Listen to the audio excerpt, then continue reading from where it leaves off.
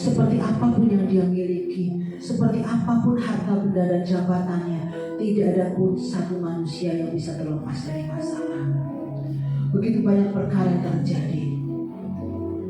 Mengampuni adalah sebuah pilihan untuk perjalanan doa itu sampai pada tujuan. Mengampuni bukan masalah pilihan, tetapi mengampuni adalah masalah keputusan.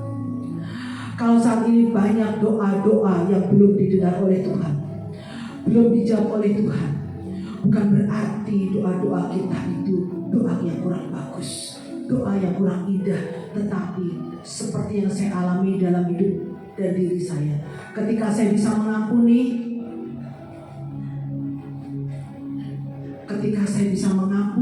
sekali lagi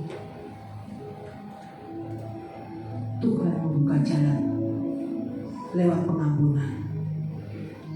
Ketika kita belum bisa mengampuni, doa itu macet gak sampai ke atas. Itu yang saya alami dalam hidup saya. Dan ketika saya bisa mengampuni orang-orang yang saya anggap dulu sebagai orang yang menghambat, mengganggu, merusak kehidupan saya, dan pada akhirnya saya berbeda dalam pemikiran bahwa ternyata seperti apapun, sekecil apapun masa yang terjadi, kita turut campur andil salah sekecil apapun. Sekecil apapun masalah yang terjadi dalam hidupmu dan hidupku, itu kita ambil salah di dalamnya, sekecil apapun itu. Dan ketika saya bisa merasa bersalah, saya bisa mengampuni, berkat itu terbuka begitu lebar. Jalan begitu luas terpampang nyata di depan saya. Sampai saya memutuskan untuk melayani Tuhan dengan sepenuh hati. Apapun itu bentuknya. Kita tidak bisa menghakimi masa lalu. Karena tanpa masa lalu, saya tidak akan pernah berada di tempat ini. Tanpa masa lalu saya tidak punya cerita, tidak punya kisah. Masa lalu bagi saya adalah pahlawan yang membuat saya kuat. Orang-orang yang menjadi bagian dalam masa lalu saya, mereka membentuk saya hari ini menjadi pribadi yang bermanfaat, yang kuat, dan tidak selalu takut terhadap suara manusia, tapi saya takut pada suara Tuhan. Dimanapun juga saya berada, saya dipanggil dimanapun saya berada, saya mengatakan satu hal yang tidak pernah saya lupakan. Mengampuni itu membuka pintu doa sampai ke Tuhan. Banyak perkara.